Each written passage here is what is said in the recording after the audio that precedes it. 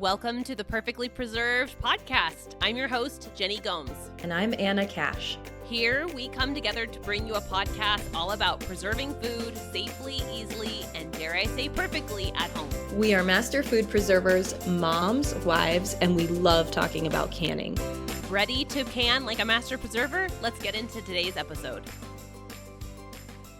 Welcome to the Perfectly Preserved podcast. I'm Jenny, and this is my co-host, Anna. We are master food preservers, and here we are in season 3. Today, we're going to talk about broth, stock, some really important misnomers that Anna and I didn't realize were very common, when you can with broth and stock, and how, and when you can't. But first, thank you to everyone who has left us a review. If you haven't, please go to that purple icon or wherever you listen to podcasts and leave us a review. It really helps other listeners find our show. This season, find us on YouTube under the Perfectly Preserved podcast. Anna's doing an awesome job editing videos. Please go over there and check those out. Anna and I spend our most time on social media at Instagram. I'm at The Domestic Wildflower, and Anna is at Smart Home Canning. Go to your local bookstore and ask for the Pressure Canning Cookbook by yours truly, Jenny Gomes. Anna and I would love to speak at your event. Email perfectlypreservedpodcast@gmail.com. We're open to travel, and we love teaching live classes. Okay, Anna, let's dive into today's episode. Let's talk about broth, stock, and 2 smoking barrels. That's the perfect segue. Broth, stock, and 2 smoking barrels. For those of you that don't know, Lock, Stock, and 2 Smoking Barrels was a Guy Ritchie film in the 90s that I absolutely loved. Zany, wacky, fun, and a lot of swearing.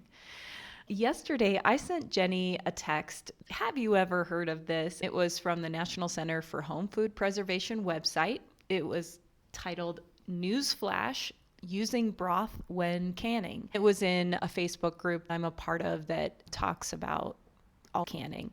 And she said, I'd never heard this. We thought it would be a great episode to give you an idea of what to look out for when you are canning and using store-bought bouillon or stock or what's labeled as bone broth, because there are some differences between the two.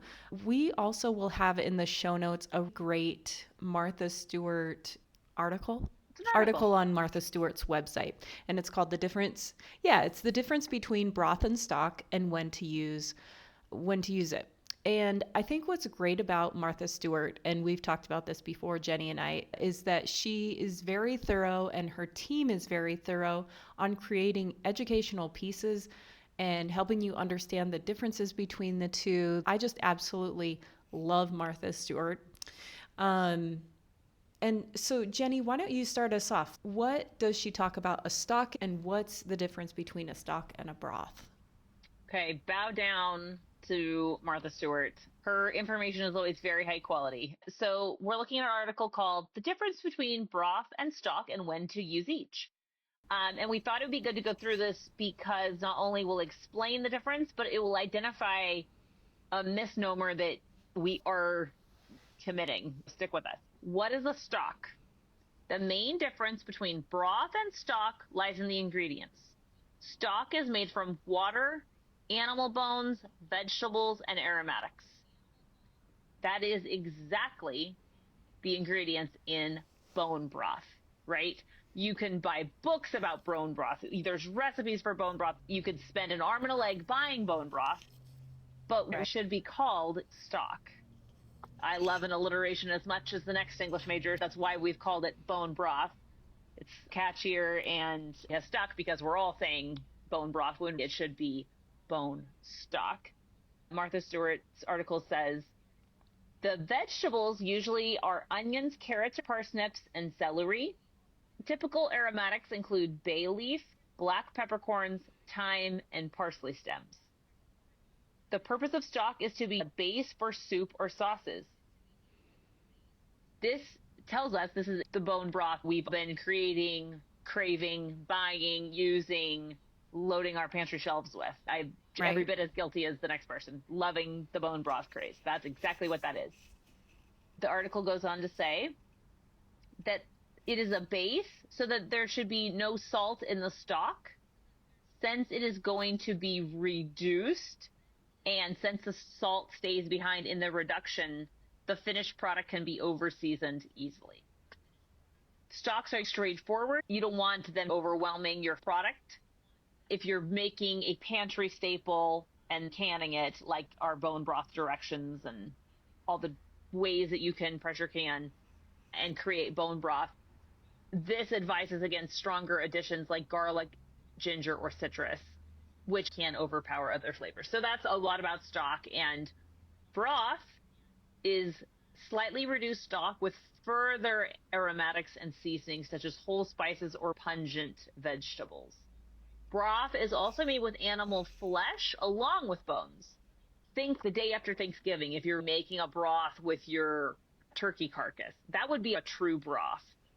Bone broth is a misnomer. It's made in a similar fashion to stock, but it's allowed to cook for an extended period of time to pull out as much collagen from the bones as possible. And it advises roasting of the bones for a deeper flavor and so on. And then the final item on this list is bouillon, which is just French for broth, and it's the dehydrated versions of broth. Yeah, that's the first part of the article, and I thought a very good primer on what bone broth and broth stock really are and how they are different. I love this article because it is so educational. I had no idea there were two different things. People use it interchangeably than stock. But like everything, there has been some greenwashing that's happening. So Totally. when I sent this news flash from the National Center for Home Food Preservation article over to Jenny, it wasn't an article, it was just like 2 paragraphs. It says, when following a validated home canning recipe that calls for broth, it is essential to select the appropriate type for safety reasons. Reconstituted bouillon cubes, powdered pastes, and bone broths are not suitable for home canning as they often contain ingredients such as starches or gelatin, for which there is insufficient data regarding their impact on canning safety. If the recipe specifies broth, a commercially prepared liquid broth matched to the flavor indicated in the recipe, it's an acceptable option. However, it is important to note that broth and stock are not interchangeable in home canning. Stock typically differs in composition and may pose safety concerns, making it unsuitable as a substitute in tested recipes. And as Jenny and I were doing some more research on this, Jenny was looking into bone broths that are commercially produced that have some really interesting thickeners, starches, and gelatins aren't necessarily even present when you make your own home canned stock or broth. Right. Tell me what those were. If you make bone broth at home, and some of you will have done this, the one sign that you've got some really good broth on your hands is when it's cooled, it has a pretty significant jiggle, and that is that collagen, that gelatin, that natural gelatin that's coming out of the bones.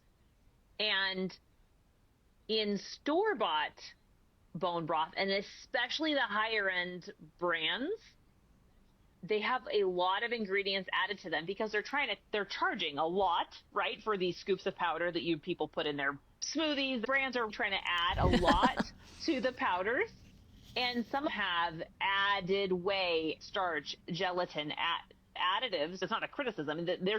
They're adding a lot so they can charge more. They're charging a lot per ounce. Swanson brand, of basic grocery store brand on Walmart.com. It says I could get it today for $3.64 at 11 cents an ounce for a 32-ounce carton. The ingredients are chicken stock, carrots, cabbage, celery, onions, salt, tomato paste, parsley, and thyme. So if you were using this broth, so look closely at the ingredients on this inexpensive, inorganic Swanson chicken broth. That seems to be a safe option for canning a low acid pressure canning recipe. Do you agree, Anna? The minute you start seeing ingredients like whey protein or cornstarch, trying to mimic natural occurrence when making actual bone broth, that's when you get into trouble. Jenny wrote an entire cookbook about pressure canning. It's like very much about pressure canning. When you look at your ingredients, you want to make sure there aren't added whey proteins or thickeners that affect the penetration of heat when pressure canning. That's why they came out with this news flash. They want people to be like a little bit more observant of what is actually in your store-bought items. Especially with how popular bone broth is. And I don't blame anybody for sourcing good quality stuff, but I think this must be a newsflash because people must have called in and said, can I make broth with this? In their attempt to create a really good product, they're adding a lot of stuff that if I just made a pot of bone broth at home, I wouldn't. I'm not trying to suggest they're being shady or there's a conspiracy. I don't think that's the case. And many of them have ingredients that wouldn't be safe for canning or are certainly untested because there's such a huge variety of those broths available. Those are great for everyday use. What they're saying is it's not been tested for canning, and so they can't come out definitively and say it's one way or the other, but they're just recommending that you look for, that you read your labels. So that's a good thing. Your labels. For example, there's a brand called Kettle and Fire, which is a high-end, expensive chicken broth. On their packaging, their ingredient list is more like a popular. It's very popular, and it says organic chicken bone broth, organic veggies, organic herbs, organic apple cider vinegar, organic spices, no artificial flavors. So I guess that means they don't have other things. On the other slide, it says non-GMO certified, USDA organic, osate, residue-free, gluten-free. But it's interesting their ingredient list isn't typed out in a normal fashion. It's like a graphic. Once you start looking at bone broth, there's bone broth plus collagen protein, bone broth plus other things, bone broth protein, bone broth with this. Specific influencers have their own brand of bone broth, like Dr. Kellyanne's bone broth. There's just a lot of different types, and they have added collagen, added this, and I would just be very thoughtful if you are using these products to can, then definitely be thoughtful and avoid one that has any other ingredients other than the actual stock or broth and vegetables, probably. Back in season 1, we talk about bone broth and how to make bone broth, pressure can it, because it is such a handy thing to have in your pantry. Fantastic. So amazing and truly not that hard to make as long as you have a pressure canner. But even if you don't, you can freeze it in freezer bags or mason jar. There are options out there to make your own bone broth. I just think it's a no-brainer, like it's an easy one to make, but it's one of the that's things just that me. I do a lot of canning and I do a lot of cooking. You would never be sorry that you canned it. You would go through it so quickly. I ended up finding that it made my cooking so much better. It adds so much flavor and becomes your pantry gold. You're not willing to use it unless it's, is it really going to be a good recipe? Is this all going to, do I really want to use this whole jar? Can I cut it with half water? I'm a chronic, cut my ingredients person. I used to cut my kids' Cheerios. I would give them a little bit of sweet Cheerios and then the rest would be the plain. Anyway, you would never be sorry you had bone broth canned. It's so flavorful and so delicious. You don't have to can it. You can freeze it in a wide mouth mason jar.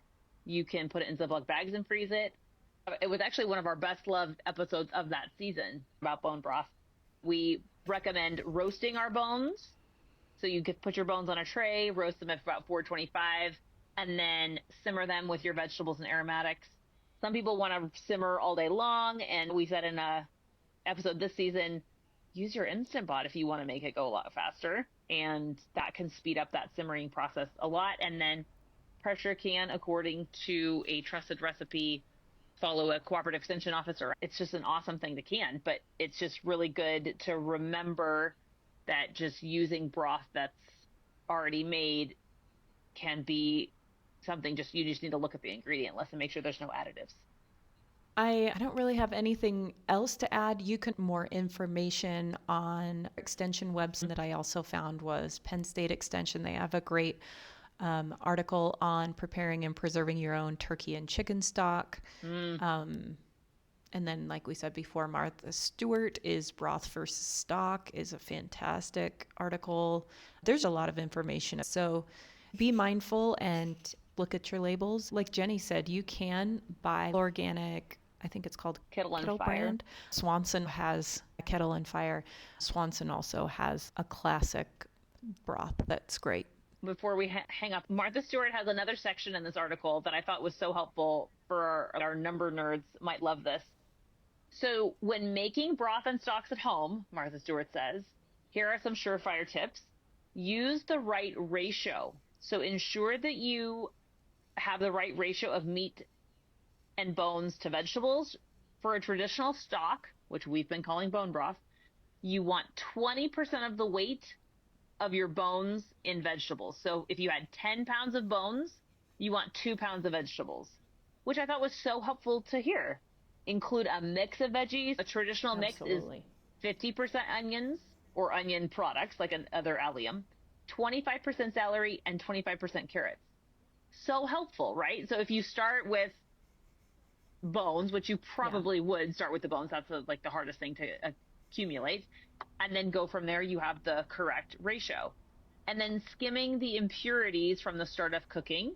Once you start simmering, in my experience, there's a variety of impurities that come to the surface, and you should skim them off because they just end up giving a, how would you describe that taste, Anna? It's just not as good, and that's so unspecific. What would you describe that taste as? Yeah. Like a, Man, I don't know. not a dusty or muddy taste. A muddy taste you will skim off as your product cooks. Yeah. Then Martha says to season at the end. Once it's done cooking, that's when you can add the salt and other seasonings if you desire, because it does reduce and get stronger and stronger in terms of saltiness and flavor, which I thought was a good tip. An important thing to note is when I can bone broth is I will put it in the fridge, let it cool down. I skim off a lot of that fat before I can it because I don't want that fat creeping up the side during the pressure canning process and messing with the seal of my jar. And so they talk about that in the National Center for Home Food Preservation website as well. Great tip. We're not saying throw the fat out because that's the most flavorful fat. I roasted potatoes in it and it was the best potatoes. It's so good. It's so good. But canning with fat is never advised. That fat will crawl up the sides of your jar and make it so your jar doesn't seal. If your broth is cold, it'll come off like in big hunks. So it's pretty easy to remove if it's cool. Yeah. Like a thick chunk.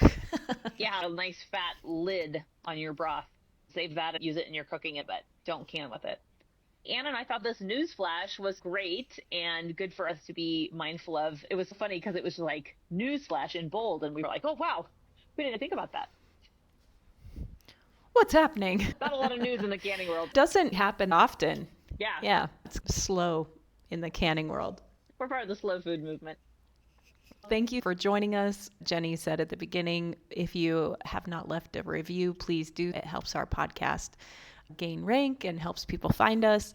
And if you enjoyed this episode, please share it with a friend. We want everyone to do safe canning and preserving practices. So that is the goal of this Perfectly Preserved podcast. So thank you so much for joining us, and catch us every Wednesday where we share new and up-to-date information about food preservation. Thanks for being here.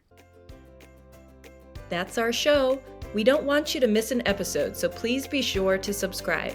If you found this episode helpful and informative, please give our show a rating and review. It only takes a few seconds and it really helps our show grow. Follow us on social media at Smart Home Canning and at The Domestic Wildflower.